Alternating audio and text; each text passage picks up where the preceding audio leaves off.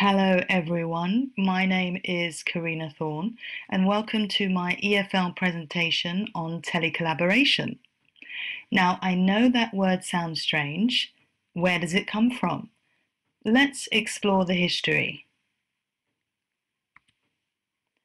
Telecollaboration has its roots in tandem language learning. Tandem language learning is a method of language learning based on mutual language exchange between tandem partners. Ideally, each learner is a native speaker in the language the proponent wants to learn. Traditionally, TLL is a bilingual exchange between two groups of students of lower intermediate level or above via text-based asynchronous communication. More recently, the influence of 21st century skills acquisition has seen tandem language learning grow to include a focus on intercultural communication. Intercultural communicative competence, also known as ICC, is best defined as the attitudes, beliefs, skills, and knowledge required to communicate successfully in intercultural situations. According to O'Dowd and Ritter, now telecollaboration refers to the use of online communication tools to bring together language learners in different countries for the development of collaborative work and intercultural exchange. So we have an idea of its definition, but what's the value, what's the benefit of telecollaboration? Well, by promoting internationalization and enhancing physical mobility amongst language learners, telecollaboration furthers the advancement of 1. Learner autonomy, 2. Foreign language competence, 3. Intercultural awareness, and 4. Online literacy skills. I find that learners are likely to be more engaged when they can connect newly acquired knowledge with existing knowledge and/or which can be immediately applied to a real-life scenario. Therefore, telecollaboration, which emphasizes interacting with native speakers or with peers using one language as a lingua franca, is a great way to motivate our learners, presenting them with authentic scenarios that are personally meaningful. So what I'd like to share with you now is an example of an online collaborative project called Let's Get Down to E-Business. I actually interviewed one of the co-organizers, Eva Toth, an English teacher at a technical and vocational school in Hungary, and you are invited to listen to the interview in more detail on my blog.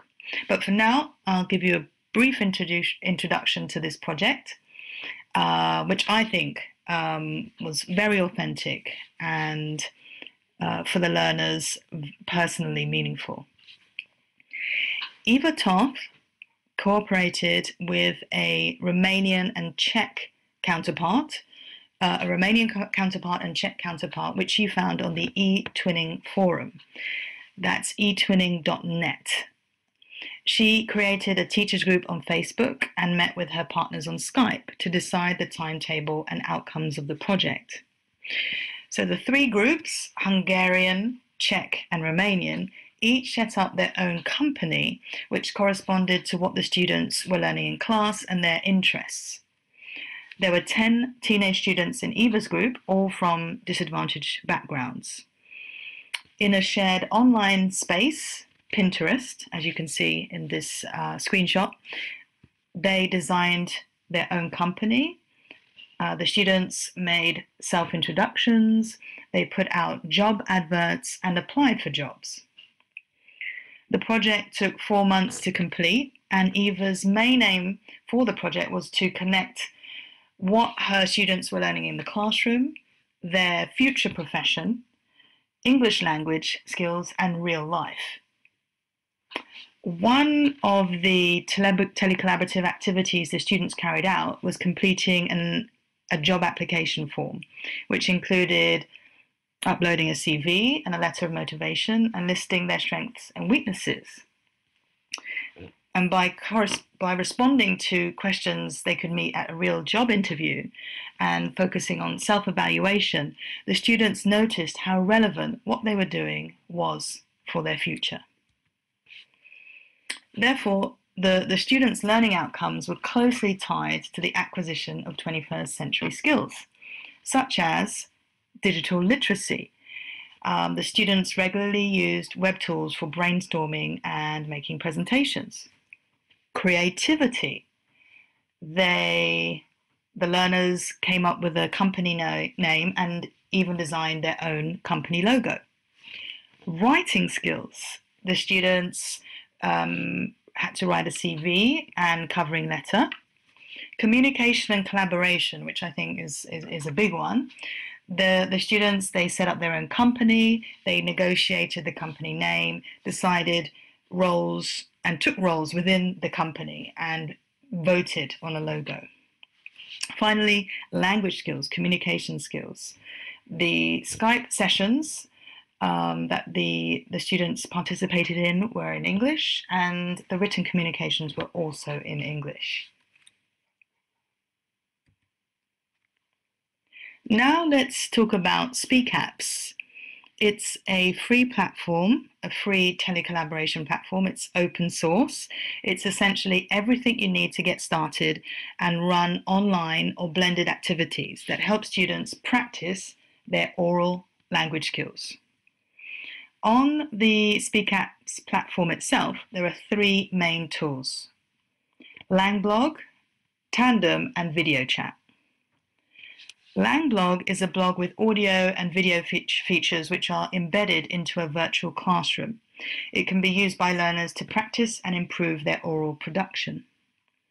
The Tandem tool is a content management system that allows you to distribute different learning materials to students for synchronous speaking interaction tasks.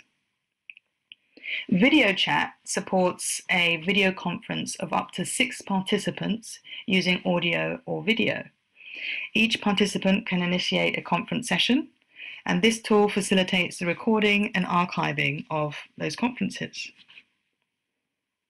Video Chat and Tandem can be used together to set up pair and group conversation and help teachers improve students' speaking interaction skills by allowing the recording of conversations, which is very, very useful. So I recommend checking out www.speakapps.eu.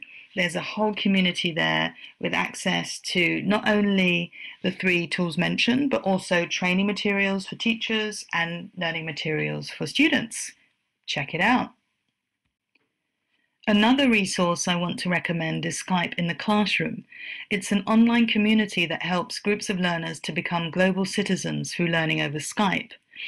I think it's a really cool way to travel virtually around the world, expose your learners to new ideas, new people, and new cultures, all from the comfort of your classroom. They offer tools that enable you to organize virtual field trips, Skype lessons, Skype collaborations with groups of learners in other countries. There's a geography and culture activity called Mystery Skype that you could try out, and even access guest speakers to speak with your learners. And that's all for free. So if you want something to really motivate your learners, check out www.education.skype.com.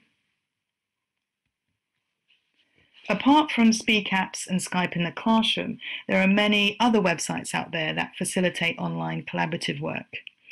If you teach young learners, I can recommend iEarn or ePals. If you teach young adults, then eTwinning, Unicollaboration, or Kultura would be a great place to start. eTwinning, of course, was the platform I mentioned in my earlier example. For more mature students, I would start with SpeakApps. If you like reading, I highly recommend these books, which are jam-packed with practical ideas of how to get started with telecollaboration. And that's all. So in conclusion then, I think that telecollaboration provides a practical and enjoyable way for teachers to expose and connect their learners with other cultures and show them how their current learning can be relevant to their future lives. So give it a go. My name is Karina Thorne. This is the end of my EFL Talk presentation on telecollaboration. Thank you for listening.